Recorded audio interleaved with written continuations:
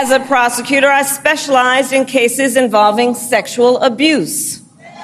Well, Trump was found liable for committing sexual abuse. In the next 105 days, then we have work to do.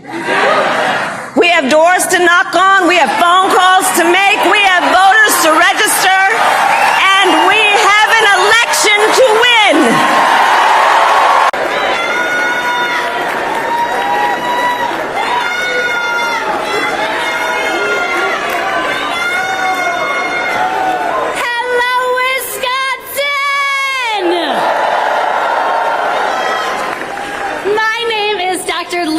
And I am so honored to be introducing the next President of the United States of America.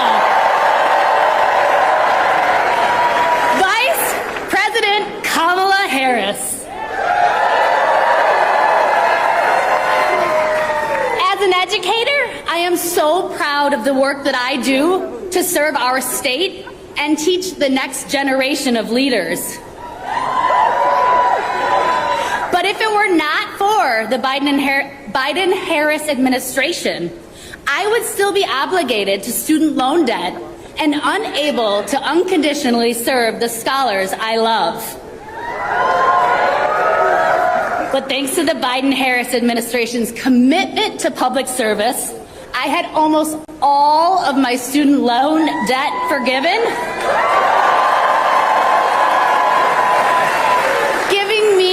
opportunity to serve the scholars I love without being burdened by debt. This policy has changed my life, as well as the teachers, counselors, social workers, psychologists, and many, many more with whom I serve our students in the state of Wisconsin. Is the kind of change we will be voting for when we elect Vice President Kamala Harris this November.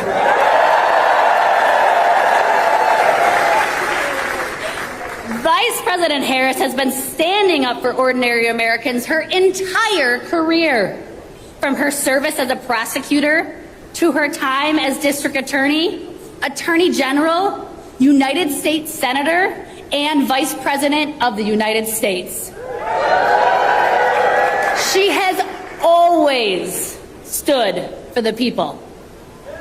As Attorney General, Vice President Harris stood up for the students who had been taken advantage of by for-profit colleges. And Vice President Harris, and as Vice President, she fought for student debt relief. I know that when we elect her President of the United States, she will be fighting for us. And just yesterday, she won the support of the delegates needed to lead our party.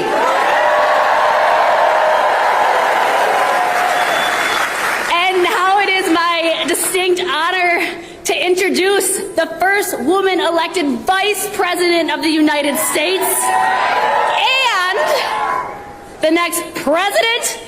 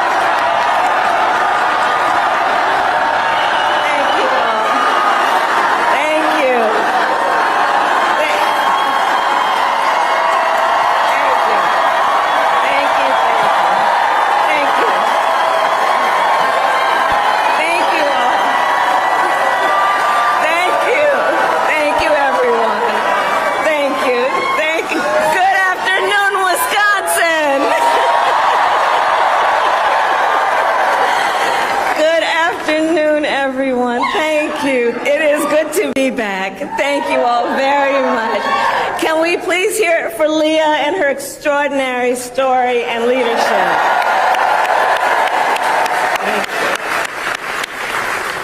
And I do believe our teachers do God's work. They teach other people's children, and God knows we don't pay them enough. Let's thank them. And it is so good to be here and be back with so many extraordinary leaders, including my friend, the great governor of Wisconsin, Tony Evers. He's here somewhere. My dear friend, Senator Tammy Baldwin. And you know, I had the privilege of serving with Tammy when I was in the United States Senate, and she is always fighting for the people of this state, and I know that the folks that are here are going to make sure you return her to Washington, D.C. in November. Yes, we are going to elect her back to Washington, D.C.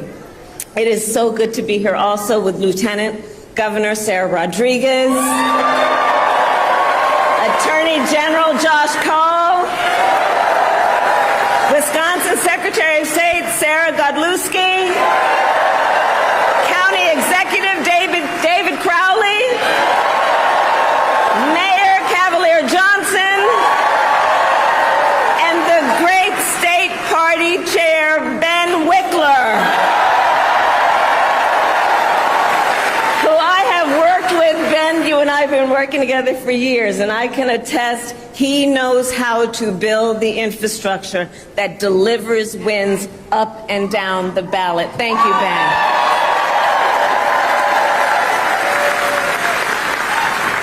So it is good to be back in Wisconsin, and it is great to be in Milwaukee. As many of you know, our state campaign headquarters are in this city. Yes, and there is a reason for that. The path to the White House goes through Wisconsin. Yes, it does. And to win in Wisconsin, we are counting on you right here in Milwaukee. And you all helped us win in 2020. And in 2024, we will win again.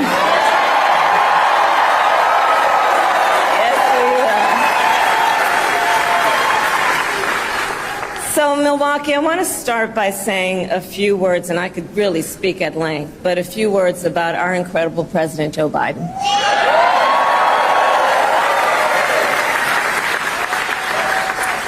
It has truly been one of the greatest honors of my life to serve as Vice President to our President Joe Biden.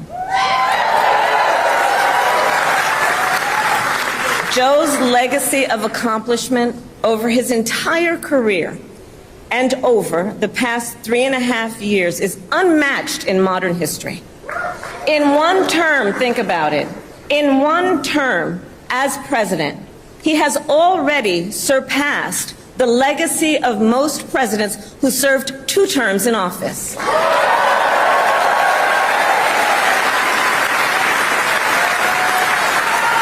And I know we are all deeply, deeply grateful for his continuing service to our nation. And it is my great honor to have Joe Biden's endorsement in this race.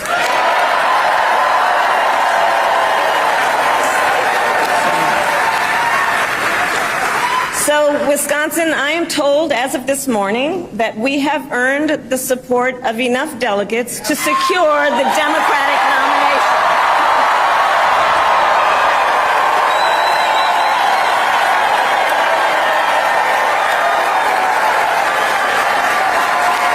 And I am so very honored, and I pledge to you I will spend the coming weeks continuing to unite our party so that we are ready to win in November.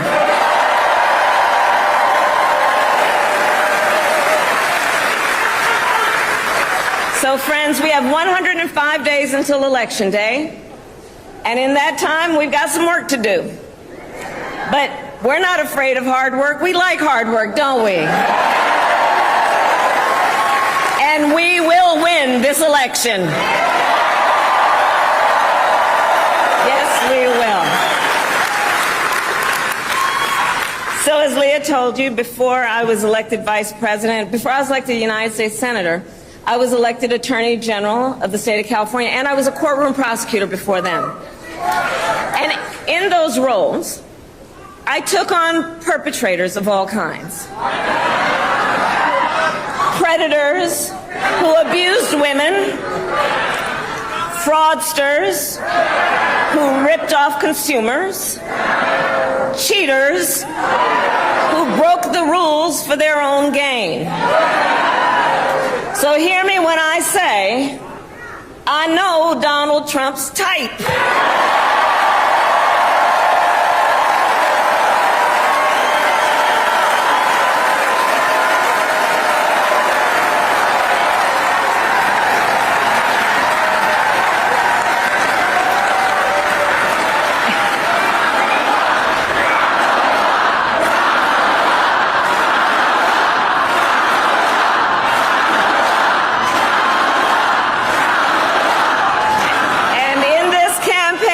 I promise you, I will proudly put my record against his any day of the week.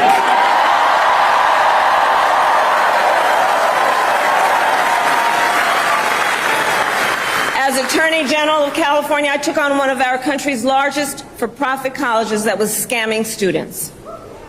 Donald Trump ran a for-profit college that scammed students. As a prosecutor, I specialized in cases involving sexual abuse. Well, Trump was found liable for committing sexual abuse. As Attorney General of California, I took on the big Wall Street banks and held them accountable for fraud. Donald Trump was just found guilty of fraud on 34 counts.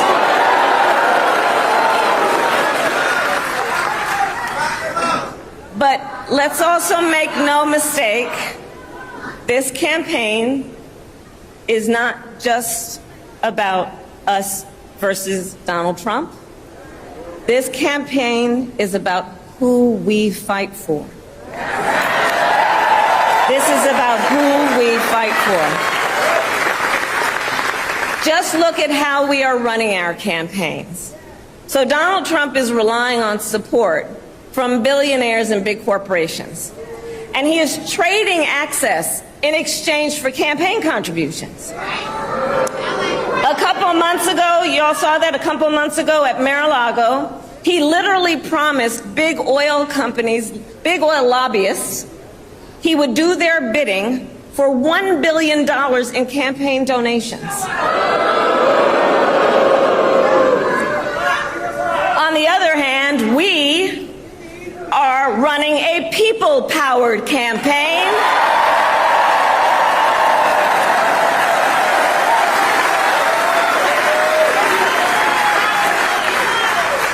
And we just had some breaking news. We just had the best 24 hours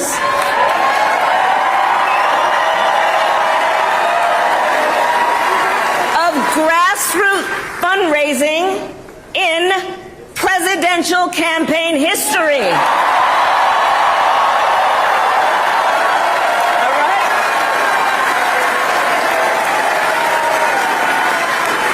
And because we are a people-powered campaign, that is how you know we will be a people-first presidency.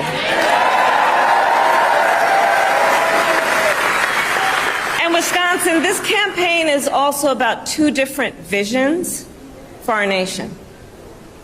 One, where we are focused on the future.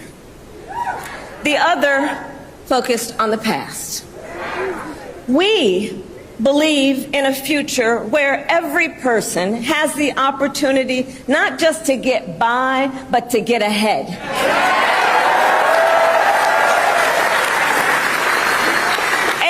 future where no child has to grow up in poverty, where every worker has the freedom to join a union,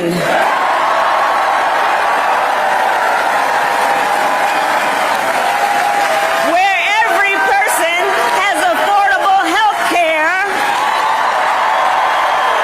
affordable child care, and paid family leave. We believe in a future where every senior can retire with dignity. So all of this is to say, building up the middle class will be a defining goal of my presidency.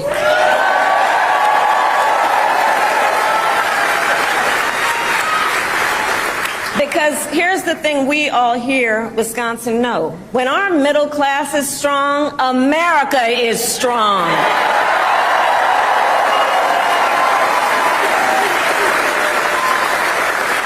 But Donald Trump wants to take our country backward. He and his extreme Project 2025 agenda will weaken the middle class. Like, we know we got to take this seriously. Can you believe they put that thing in writing? Read it. It's 900 pages. But here's the thing. When you read it, you will see Donald Trump intends to cut Social Security and Medicare. He intends to give tax breaks to billionaires and big corporations and make working families foot the bill. They intend to end the Affordable Care Act and take us back then to a time when insurance companies had the power to deny people with pre-existing conditions. Remember what that was like? Children with asthma, women who survived breast cancer, grandparents with diabetes. America has tried these failed economic policies before, but we are not going back. We are not going back. Not going back. We're not going back. We are not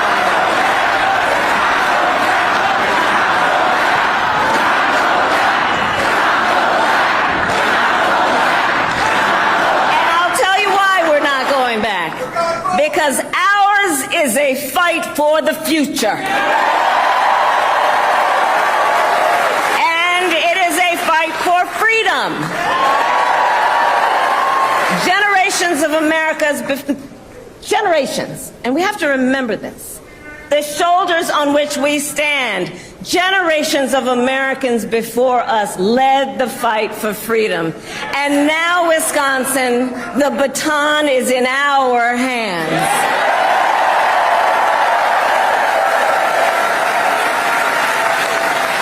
We, who believe in the sacred freedom to vote, will make sure every American has the ability to cast their ballot and have it counted.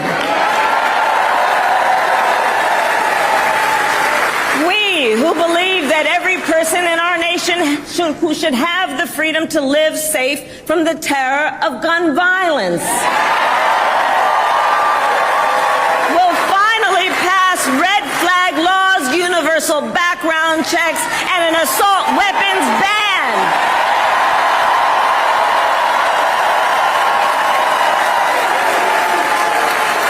And we, who believe in reproductive freedom, will stop Donald Trump's extreme abortion bans because we trust women to make decisions about their own body and not have their government tell them what to do.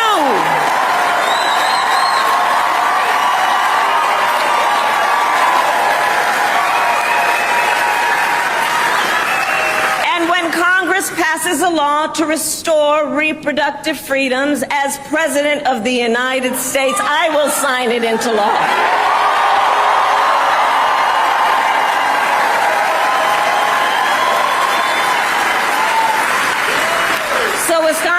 Ultimately, in this election, we each face a question.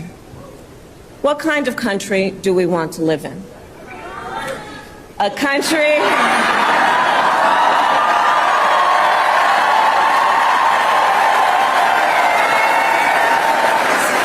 And to your point, do we want to live in a country of freedom, compassion, and rule of law? Or a country of chaos, fear, and hate? And here's the beauty of this moment. We each have the power to answer that question. The power is with the people. We each have the power to answer that question.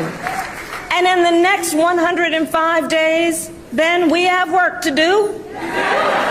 We have doors to knock on, we have phone calls to make, we have voters to register, and we have an election to win.